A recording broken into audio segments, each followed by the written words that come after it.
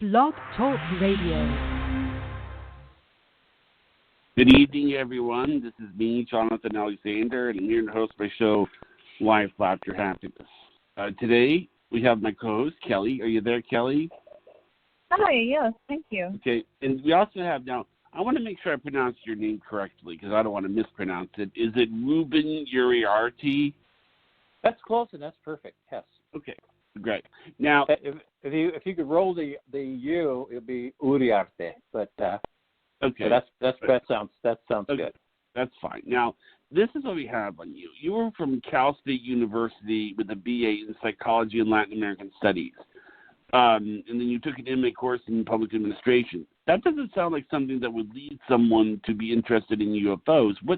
Why would that lead someone to be interested in UFOs? Well, my experience goes back, Kelly and Jonathan. It goes back to when I was a kid. I lived in Oakland, California, and one day I was outside by a play yard, and I looked up and I saw this round object just up in the sky, and looking at it, and I said, "What is it?" Then I thought, well, maybe it's a balloon because that's all I could associate it. But the thing was, it just stayed up there. And I had this eerie feeling of being watched. That's what I remember. Well, a day or so later, a couple days later, I was playing in the same playground with my friends, and I remember one of my friends looking straight up into the sky, pointing. He says, "Look, a flying saucer." And I turned around, and when I started to look up, I didn't see it. But what hit me was, I said to myself, I wonder if there's any connection with what I saw with what my friend had pointed out. But since that day, it left a big impression on me. It got me interested more into school, into the sciences. Back then, in my generation, all the guys wanted to be pilots or astronauts, because that was right during the time of when we were having the space race. And so I was very motivated by that. But over the years, I began hearing more about UFOs, and then it wasn't until years later I joined an organization called MUFON, Mutual UFO Network. Yes. And I seen some documentaries about Roswell and that. I didn't know anything about Roswell, and it wasn't until I saw this fantastic documentary about it. And there were some certain individuals, scientists, that were on that program, and I thought, man, this is really, really interesting. So I had no doubt there was something out there, but then it just kind of, I wanted validation from my experience.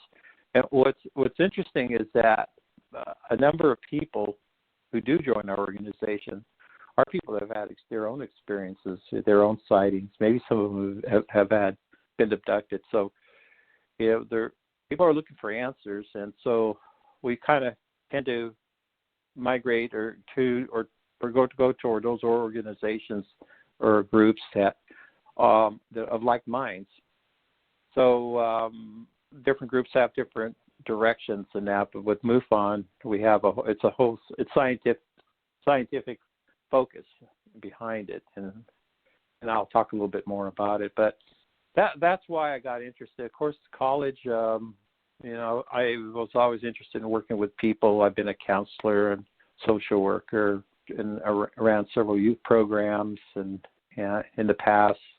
So I was always around people, but that kind of gave me a good background in understanding people and also in interviewing. That's what yeah. The thing I was going to say, the thing that skeptics say, although I have a rebuttal for it, is that I was reading about the cases of the men in blacks that show up and then say, we're going to threaten you, we're going to And then what they say is that, but see, that was about 8 years ago. You probably, what you remember probably isn't what happened. Most people could probably describe the wedding to you. They probably could do it in enough detail, or I don't know if most people would get the events of an alien wrong or forget something like,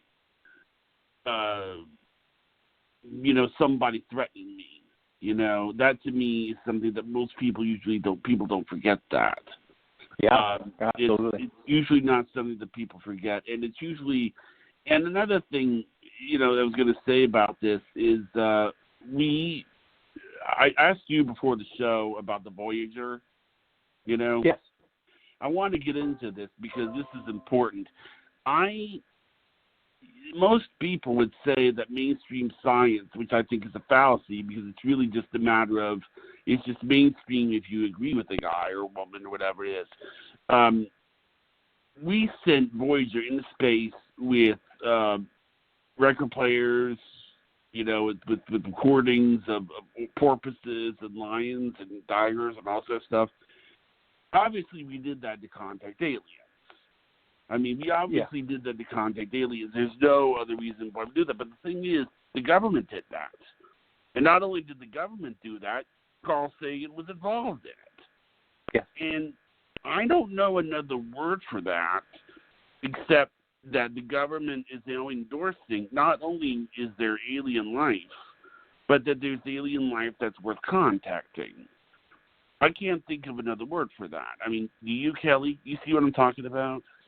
I see what you're talking about. Like, if they didn't think that it was a possibility of reaching an alien or a different type of being, they wouldn't have messed with it. They wouldn't have bothered to do it. That was it's like, it seems kind of strange. It's not.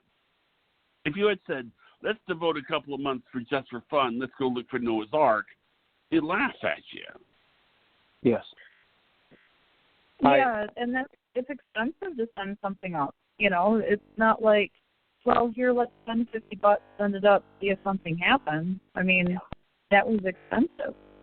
Yes, expensive sending of these space missions back then. And from what I understand, of course, this is all in the interests of space exploration. And then the big question is, are we alone?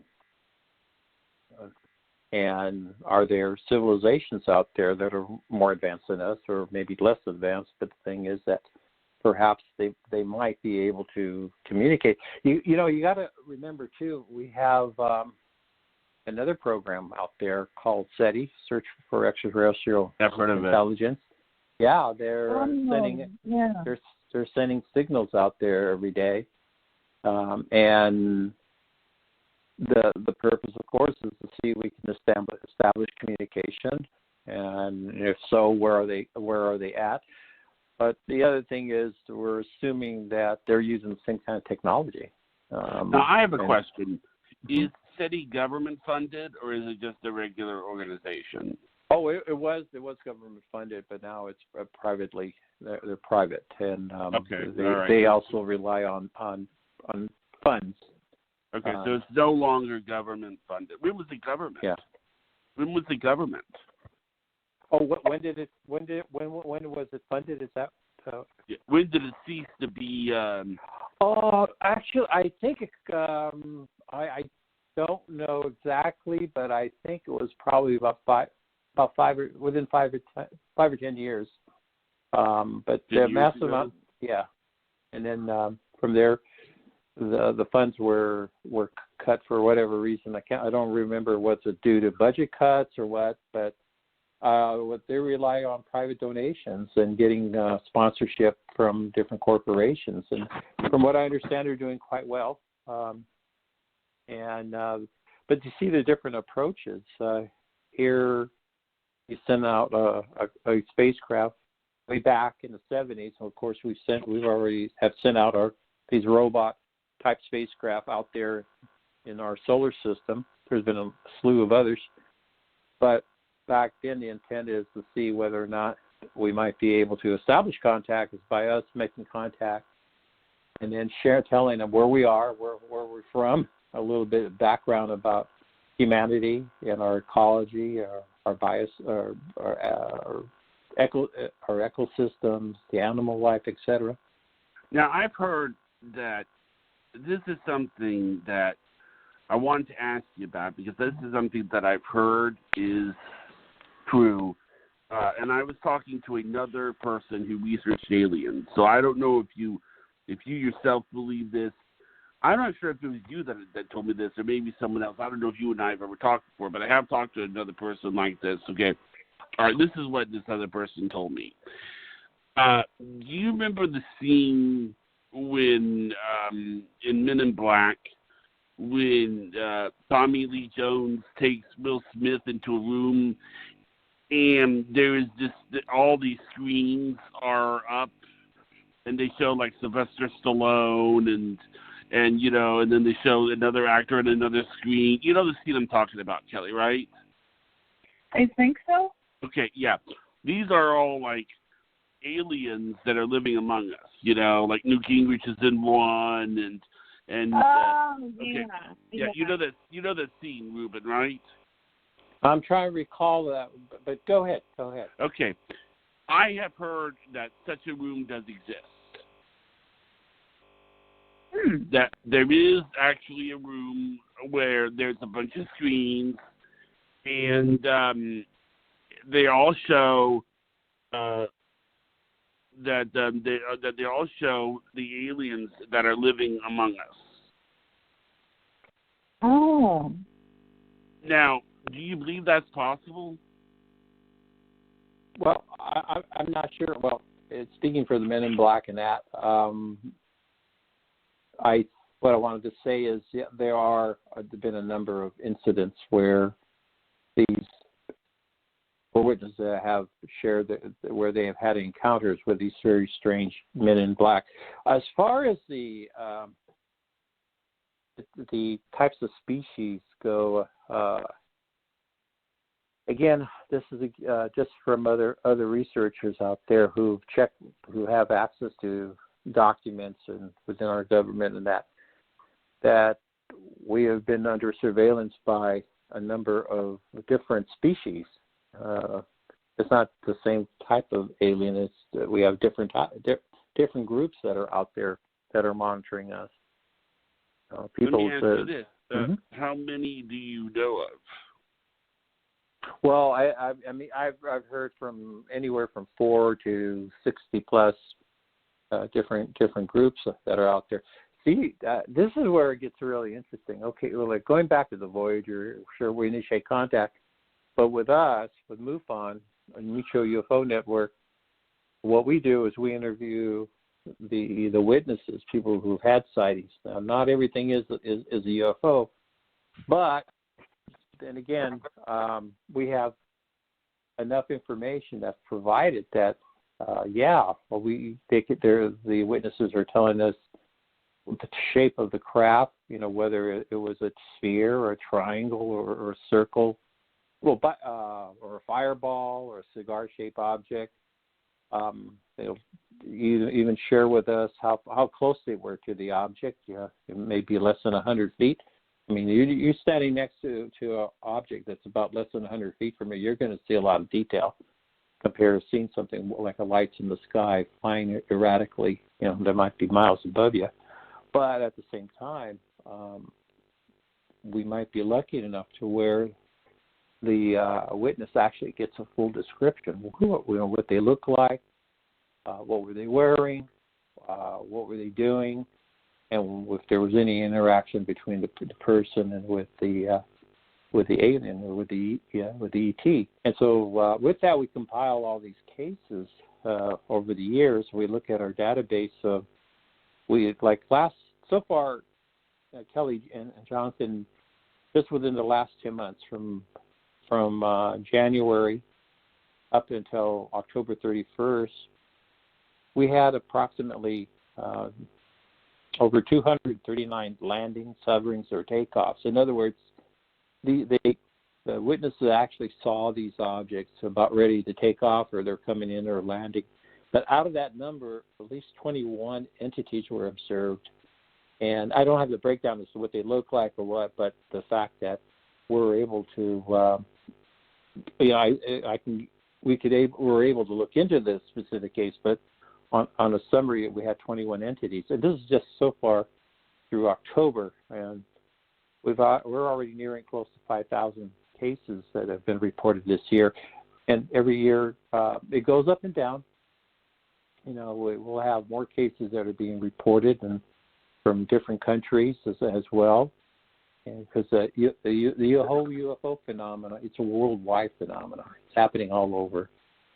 And now, do UFOs see different countries differently? Like, for instance, how do they see, say, the United States different than, say, Russia? That's a darn good question, because we don't know what they think. But, however, there are similarities. What we find is that UFOs tend to hover over nuclear power plants, over air bases, over close to airports, over major highway systems, sometimes over sporting or sport events or large events that includes people. I may have left out some other commonalities, but you tend to see the same kind of pattern. So you may find that, they're interested in our nuclear power plants, but also in our military bases. And it might be that these military bases are also stocking nuclear weapons. Well, it's sort of funny. I was gonna. This is my thoughts on this, and Kelly, you can chime in after this because I'd like to hear your thoughts too. People always tease. What did you say, Kelly? Oh, yeah, I was just saying, okay, thank you. Okay. I think the most common thing that people say when they make fun of aliens is, why is it that aliens always seem to show up whenever there's two guys in a fishing boat? And my theory in that is a benevolent alien. At least this is for the benevolent aliens. I can't really speak for the malevolent ones, but the benevolent ones, that's exactly who they would go see. Because if you want to help a planet that you feel needs help to the people who already have it. Does that make sense, Kelly? You don't go show up on John's doorstep. You give help, you give power to people who can't fix things, who need to be able to do it. It probably would be some 80-year-old woman somewhere who, wants to change things. Does what I'm saying make sense, Ruben and Kelly? Yes. That's funny. Yeah. Plus, they get less chance of getting shot down. Yes, that's the other aspect of is when you mentioned about it, was there a difference of how UFOs may interact in different countries? Of course, here in the U.S., they fly over our airspace, and if they're a threat, they're going to be intercepted and maybe possibly be shot down if we're able to. But they fly over other countries. Like, for example, over Mexico, we get so many reports from there. But Mexico doesn't have the type of air force compared to the United States, but the skies are probably a little safer. And that's why they may fly, and they're observed probably by a lot of our airline pilots. But the airline pilots, we receive reports from them from all different parts of the world as well. But going back to what you mentioned about the two fishermen, the Pascagoula case, I was just thinking of one of the cases that I had the chance to investigate, and it still blows me away. I was in Mexico back in 1994, and this a gentleman said, "Oh, you need to interview this young boy named Claudio. He had an encounter with these beings." And then I had heard from another friend of mine who was with a different organization called CSETI, or Center of which is different from SETI. But what these people try to do is initiate contact, and if they do, is try to promote a diplomatic relations with them, rather than trying to start a conflict. or war. In other words, more peaceful relations. Anyway, going back to this young boy, I went back in 1995 and had a chance to talk with the young kid, and his story is that he and his friend, they were herding, two of them, him and his friend, they were herding some goats, and they were not too far from Mount Popocatépetl, which is one of the largest active volcanoes in Mexico, not too far from Mexico City.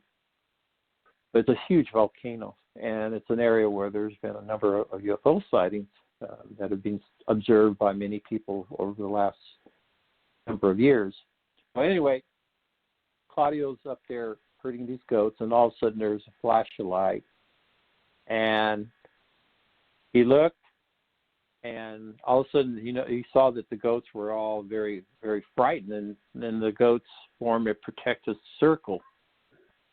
And then he looked up, and then he saw three small beings, and these beings were wearing tight-fitting clothing, and one of them had like a little beard, big head, big black eyes, but one of them had like a small beard. And then the being, small beard, telepathically started speaking with Claudio, and the being said that they were there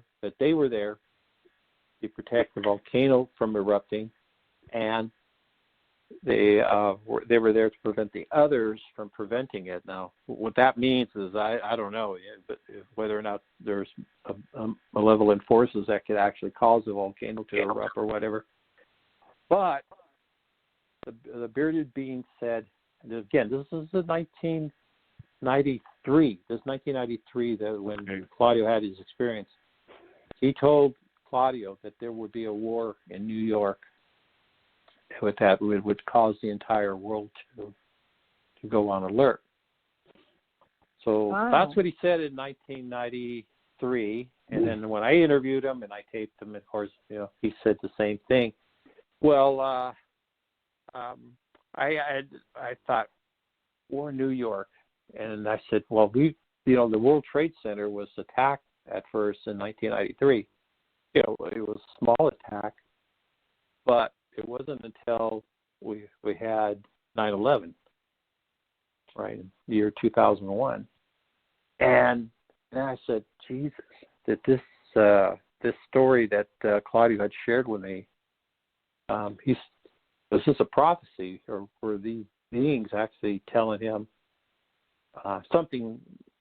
They had a glimpse of the future or whatever, but the fact that the being said that there would be a war in New York and it would put the entire world on alert, that just kind of tells me, it kind of relates back to your question, Jonathan, about maybe these beings are sharing information with just normal people. Right, right. Because if an alien landed in front of the White House, and they said, "Oh my goodness, aliens landed, they're talking to Donald Trump today." Okay, there they go. Slam the door. It's going to make it very hard for us to trust our government ever again, because what the government's going to want to do, government's natural instinct, any government. And if you're in government, you have to really, really try hard not to fight this, is to run everything, take over everything, and not let people get, just basically try to run people's lives. Mm-hmm. And that's hard to do. So all of a sudden this alien shows up, he tells you all this other stuff, this wonderful, wonderful stuff. And, about knowledge, about how to do everything, and all of a sudden the government has it. So that's why, I actually makes more sense, at least if they're benevolent, to see the two guys in the fishing boat. Now, if they're malevolent, then I think what they would do is they would probably go see the White House, but threaten them not to say anything, because that's probably what I think they would do. Well, historically, back in 1952, there were a lot of UFO sightings occurring right over Washington, D.C., and they were being observed by a number of people, and we had Air Force jets that were being ordered to shoot them down in case they had to. And that's so. I mean, the whole thing about Washington and that whole interesting period of time back in the 1952. Wow! And then, we had a lot of interesting things going on back then. I like history. I think that it's always important to go back and see how UFOs have had any sort of major influence on our culture or on our history. Let me ask you this. Tell me if you agree with this. Do you think that a benevolent alien would go to see the two guys in the fishing boat, and a malevolent one would probably go to the White House? Oh, I don't know as far as whatever purposes that they have. There's been a lot of interesting incidents over the years where supposedly these ETs have met with our government officials. President Eisenhower had supposedly a meeting with these beings. This is back in 1953, I believe, or it might be 54. But anyway, he had a meeting with these ETs, and then apparently there was a treaty that was established. You can go ahead. We're basically was the exchange of technology, but from what I understand, was part of that treaty also involved the condition that the aliens had free reign on abducting humans. And with that was a whole conflict right there, because whether or not the aliens could be trusted, whether or not their concern was from the government officials as well, what's going to happen? We need to monitor what they're doing to these people, and at the same time, they weren't getting that cooperation. So this is, again, I can't prove it, or then there's a lot of interesting data out there where that had happened. Of course, we've had other presidents who have seen UFOs Jimmy Carter. Yeah, Jimmy Carter especially, and Ronald Reagan. A couple of presidents from Mexico, the same thing happened. What I found fascinating, where we had a huge UFO, bigger than the airplane, hovering right above the plane, and the Mexican president and all his staff were watching this thing, and then there was all this interference of the flight controls. So the captain of the plane was real concerned that he couldn't fly the plane because everything was being controlled, and all the data, all the dials and everything were going crazy. And then finally the craft left. But that kind of information, it wasn't really that well known until they kept it among themselves. But it wasn't until some leaks from the captain or from the aviation people that worked at the airport start to say, yeah, this is how this happened.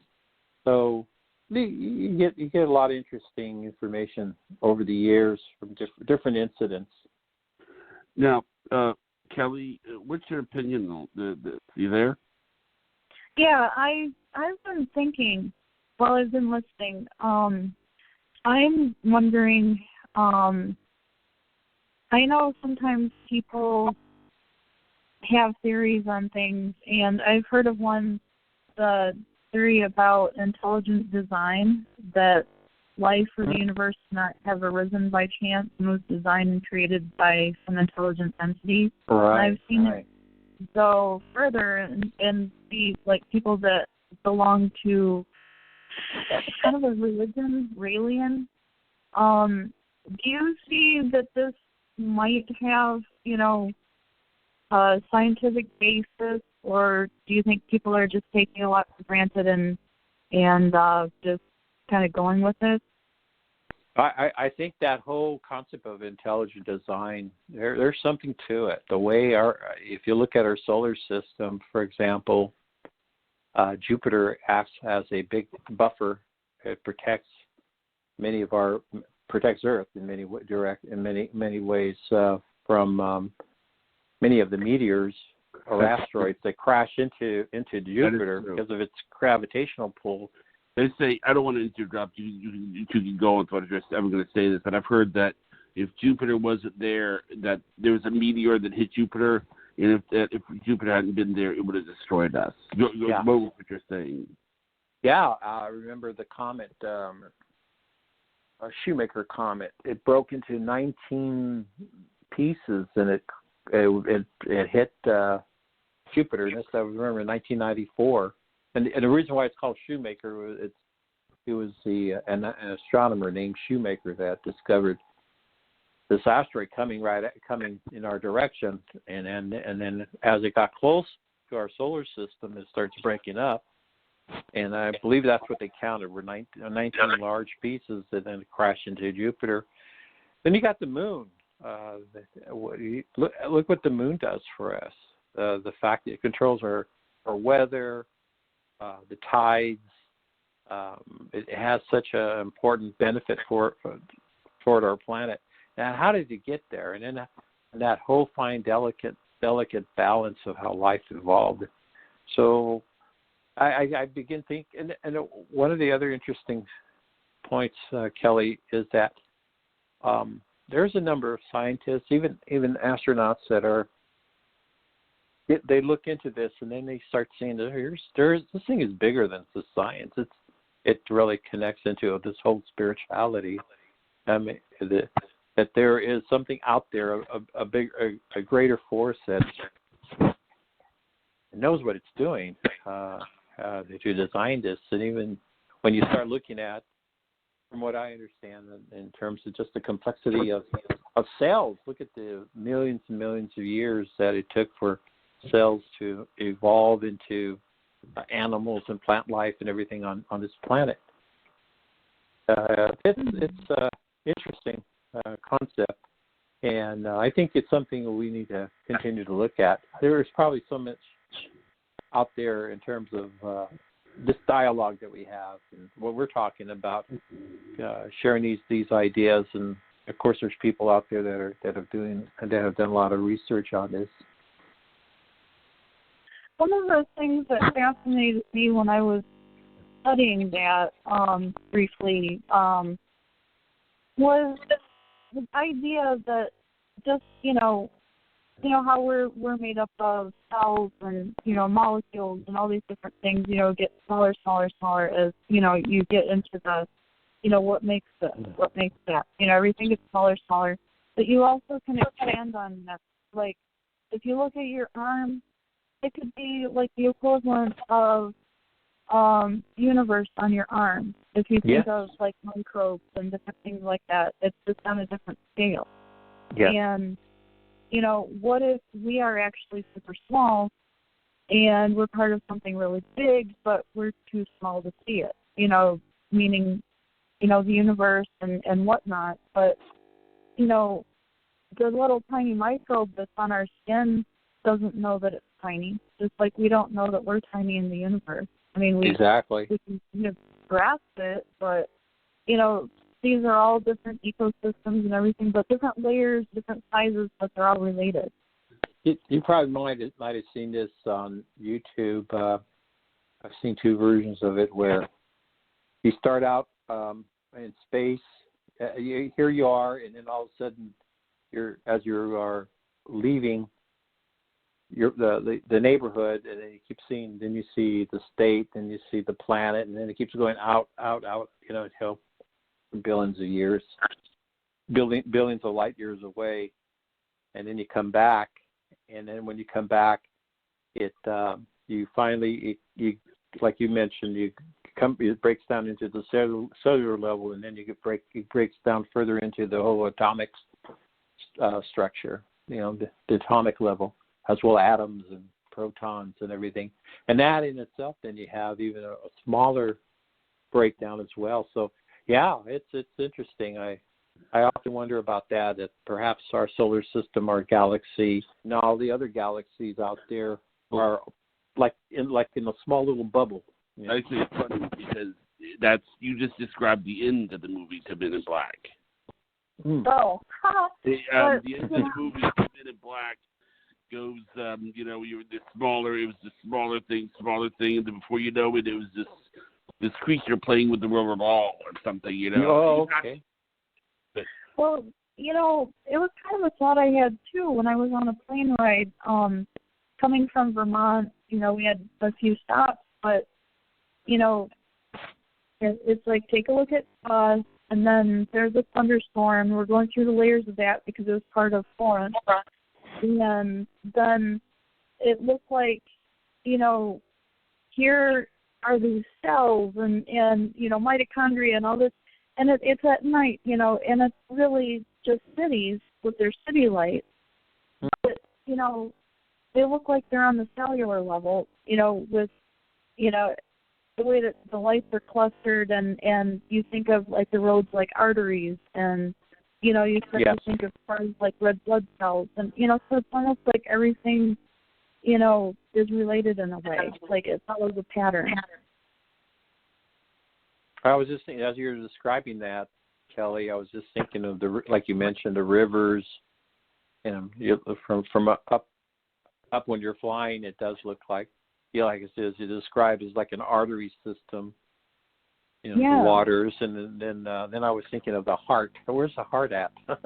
Deep down in the core of the planet, And then I guess, and you've probably heard too that I'm sure that that our planet it's alive, and it has and it reacts.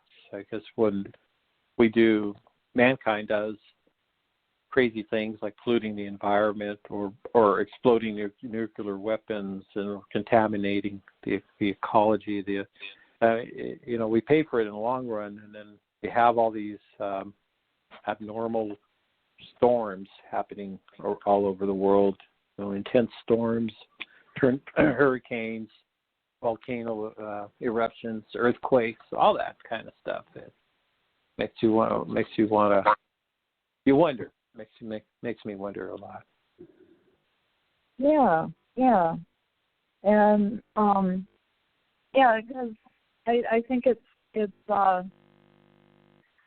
to me, everything has kind of a ripple effect, and then I haven't studied quantum sciences very much, but there are certain things about everything has energy, everything has a vibrational frequency, and things of that nature. So, everything is just so interconnected. I don't think that people realize just, what little tiny thing they can do can ripple through everything. Yeah. What I think, sometimes I wonder, as we think of our universe and all these different galaxies, and it takes light to travel so many years to get from one distance to the other. So in some instances, when you're looking at a star system, you're seeing the light from it, and then you say, well, is it there? Is that star actually there now, or is it just because the light from that star is just traveling toward us, giving us that perception that that star still exists? And I keep wondering, the galaxies out there in the universe, it's changing, and there might be, when you think about civilizations out there and black holes, remember the whole concept about the black holes and its ability to destroy galaxies over a period of time. And actually, I was just thinking, how many galaxies, how many civilizations have perished, are no longer here as a result of this whole thing of the cosmic forces and that, and it makes me wonder how far back. And the mind-blowing thing for me is the whole concept of eternity. That was baffling for me. It's like, how big is the universe? And I'm used. Yeah, the problem with that though is because I've talked about the parallel universes. The problem is that at what point does it become not the universe? See, if you go out, like parallel universes are interesting. I've heard there may be a parallel universe where I live in Michigan and Kelly lives in Georgia, or are you there, Kelly? Yeah. Yeah. Or there's one where Hillary's president. I've heard of these Oh, yeah. But, you know, I mean, what do you think about parallel universes? I just go back to, we were talking earlier about the Twilight Zone. That was a great show back then. Oh, yeah. And I remember some of the episodes were always about different universes, or where an astronaut, for example, is sent off into a mission and then comes back and finds out that there's something not right. His friends have changed, or they're the same friends. They look the same, but they're different, dealing differently, or that they find that their way of life has changed, and so I'm totally open to that as well. It's a possibility, and especially when we talk about dimensions and time traveling. Yeah, this is one thing I've kind of ran past people who are into time travel. Is usually what they tell me is that the other universes, the laws of physics are the same as ours. Okay, so let's say that you have a universe where one has the cure for cancer and the other one doesn't. Why don't you just go to that other universe where there's a cure for cancer and then bring it back to ours? After all, it would work in a laboratory if the laws of physics are the same. So I've never been able to find an answer to that, but it's a good question on that. I going back to the Twilight Zone, one of my favorite episodes that I like was the one called The Gift, and this is where a UFO had crashed on the other side of the border, in Mexico, and this one alien took the appearance of a human being, but in that he needed help, and what he was trying to do is become friends among the population, and what he offered was a gift to cure cancer and diseases in that. But the people, or the peasants, were so afraid that finally one of them, they shot it, they killed the alien. And so there was something about that whole story that you often wonder is if these beings that are benevolent, that are concerned with us, do want to help us, how do we trust them, and if so, how do we do that? What are the things that are telling us not to trust them? Because the thing is that it's funny. They always first of all, why would an alien want anything to do with this at all? Now, first of all, if they're there to observe, well, then the question is what are they observing? I mean, if they're not over, what are they going to do? I find it hard to believe that a benevolent alien is just going to observe.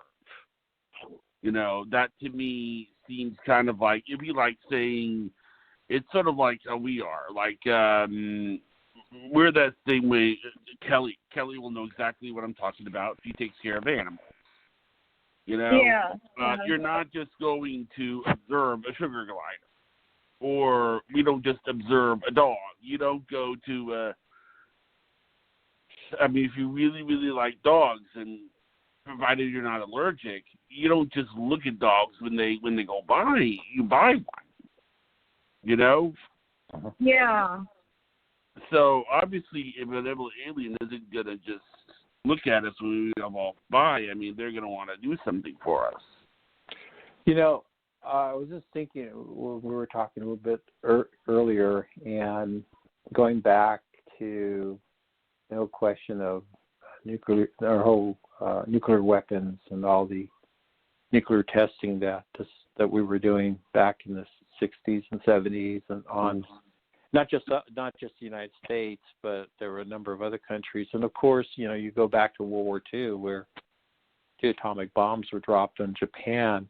Right around that period of time, once we started to use nuclear weapons, atomic bombs, there was a whole slew of sightings being reported by pilots and by a number of people, and that started to increase more as if they were monitoring us. And then there were cases back in the late 60s and 70s where you had missile silos being affected by UFOs, where they fly right over these missile silos.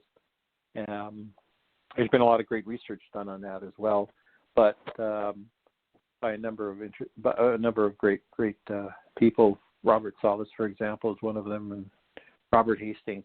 Those two people, and there's several others, where these craft, they had the ability to shut off our missiles, and they were demonstrating it, and that's a whole other lecture. I mean, a whole other show right there. Mm-hmm. But the ability, they did that with the Russians too. It happened to them. And first, the thoughts was did the United States have a weapon out there that could make the Russian weapons harmless, or was it the Russians that were doing that to us? And this could have provoked a war. So now there was this hotline developed. So before anything out of the ordinary happens, they want to confirm, that something at a UFO or something out of the ordinary is causing it, just to avoid an accidental war. But these guys are out there. They're very much interested in the fact that here you have we're like children. We're dealing with and if we're not careful, we're going to destroy this planet. And look where we're at now. Do you know what is the most advanced alien race out there? Pardon me? Do you know what the most advanced alien race out there is? No, I don't know. I don't know if anyone else really knows. There's going to be.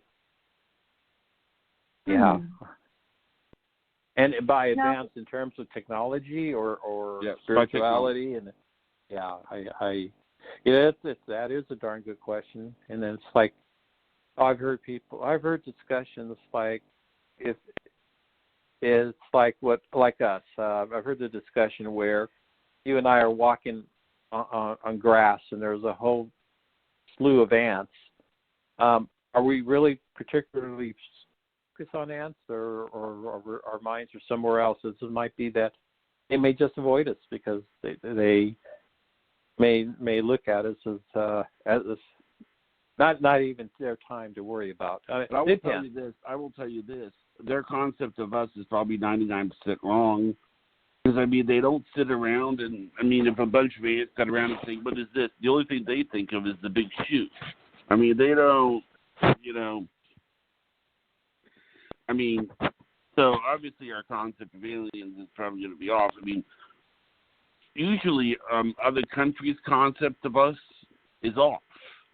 Like Russia, it was, this is the way I understood it. This is what sort of I understood what led to the end of the Cold War. This is sort of the same thing, you'll understand, that when Russia came, when Mikhail Gorbachev came to visit us in the United States, it was, he comes to the United States, and, his own paparazzi was trying to hide the fact of how well we were doing.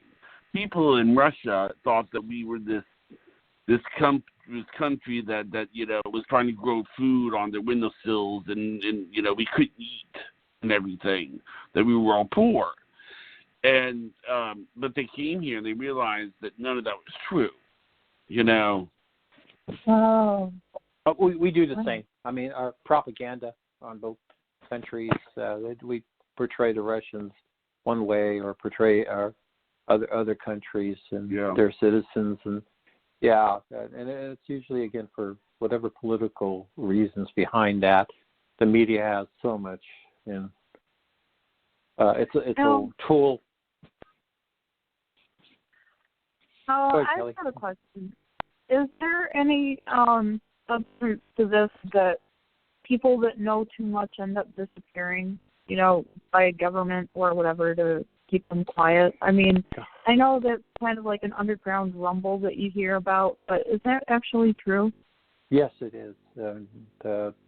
I would say there's been some mysterious deaths by researchers, not just necessarily UFOs, but when you're dealing with a technology, or let's say when you, especially inventors, let's say if you had the ability to invent zero-point energy, for example, right, and then you were able to find out, you were able to make equipment, machines run by another source of energy other than electricity, rather than having our cars being operated by gasoline and oil. That obviously affects that economy, and the question is whether or not you're seen as a threat. And so over the years, there have been a number of mysterious deaths by these inventors, and also in the past, some UFO researchers that have also died mysteriously, mainly because they may know something, may have uncovered something that was being obviously a threat. Now, who killed them and why and all that, I don't know. But question that I've been asked just recently, and we are dealing in dangerous times, and it's just a matter for all of us to stand up, to work together, and not be bullied. But then again, it just depends on what you know, and then whether or not you don't want any harm to come to you and your loved ones either. So, yeah, there's certainly, it's something to think about.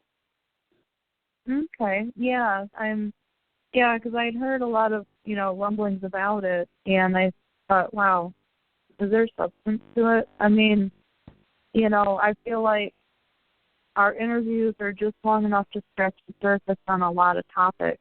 Right. With people like yourself. Yes, I mean, there's so much. We've covered a lot of the gamut here, and there's so much more I'm sure we can discuss. And yeah, but it's interesting how we could start with UFOs, and then you find how it evolves and how it affects our culture, our way of life, how people think. Now, have you ever personally ran into anything like being threatened to, stop it? Knock on wood, no. And I don't know whether I would want to say anything on the air. If I did, I've been thinking about that. Well, have you ever talked to someone who was? Yeah, I've had people that were threatened. I know people, especially back. It's interesting because I've come across, met people from the Roswell incident back in 1947, and a number of people were threatened by the military. They were told that they needed to not to say anything, or harm would come upon them and their loved ones, and that was our government doing that. And I met a couple of witnesses who passed away. But and I've also heard somewhere, this is what I've heard. I've heard that there was a conversation that took place. Tell me if you know what I'm talking about, between Jackie Gleason and Richard Nixon. Yes. God, I'm trying to. And apparently, I don't know if you know about this, Kelly, but apparently what happened was Richard Nixon went up to Jackie Gleason and he said, "Look, I want to show you something." And he took Jackie Gleason into a room and he showed him all these aliens. Do you know the story that I'm talking about? Yes, I've heard it. Yes. I find that really interesting, and a number of other celebrities as well that have been told or shown something that's ET related over the years. So that Jackie Gleason comes up. I'm sure you go on the internet and we get a heck of a lot more detail on that. But I was wondering if you personally had heard of that story. Oh, I've heard it. Yes, I've heard it from a lot of other sources over the past. There's a lot more to it than I wish I could go over it with you in detail. But you definitely Nixon supposedly had shown Jackie Gleason some either pictures of ETs and artifacts or whatever. I'm sure Wow. so. It's an interesting field. There's so much different. It involves so much different sense of science as well, as we're talking about quantum science and astronomy. Then just yesterday, we just landed on Mars again, and we were another probe had landed, and there's a lot of excitement about that. But at the same time, I think that our answers to what's going on is definitely important in terms of going out there and searching and seeking answers to these questions, just like in the UFO field, that are putting together all this data in order to get an idea what the heck is going on out there. What are our people seeing, and how is it affecting them? Yeah, it's a very interesting field, and it encompasses so much, and it goes beyond so much, more than what's out there and all this, because there's a lot of things that we don't understand. There's a lot of things that science can't prove or disprove. Yeah. So, yeah, it's very interesting. Exactly. Let me see how much time. We don't have much time, but it would be really great if we could have you back and then talk about some other things. I would like that too. I like that too. Maybe we could have you back with Karen Reese. Maybe make it a 2-hour one. Sure, Oh, that would be great. That's great. Yeah, because I got both of your names from Susie. So yes. Have you heard from her? Is she okay? She's okay, thank God. Her, as you know, she had to evacuate from her home because of the fires that were hitting Southern California. And thankfully, she's safe. But God, it's just. But is she back home? Is she back home? She's back home, yes, from what I understand. Oh. And her home, I believe, from what I understand, her home was okay. But okay. That's good. I appreciate the invitation, Kelly and Jonathan. I definitely would like to come back, and we will. Yeah, we'd like to see. How often do you talk to Karen Reese? Oh, Karen, I haven't spoken with her in a while, but we do keep in touch. So, I could give her a call and. I'll mention the idea of coming both. It's like it would be good if you could both come on our video with our video software. Awesome. Oh, that would be great. We could have 2 little windows for both of you. So yeah. So I'll send you a video of yourself. I'm wearing shorts in the yeah, show. He's wearing. It's not real obvious because they're almost skin tone, but yeah. Yeah, I felt a little bad about that, but it's just that I wanted to look professional for the people that see me, and I feel bad about the wearing shorts. But I want you to kind of take a look at it, and I'm gonna because you would be able to use it if you like for maybe a presentation thing if we have you back. Okay. Sure. Absolutely. Well, yeah, and if you had any pictures or anything that you would be allowed to share that maybe somebody took or whatever. Oh yeah, the whole visual thing is would definitely be an asset to. We can go up to 10 hours. Not that you would want to do that; you'd probably get laryngitis. But we can go. All right. Wow. Well, yes. We have about. Thank you so much. Thank you both of you for coming on. Okay. Thank you, Jonathan. Thank you, Kelly. You both have a wonderful evening. Thanks. You too.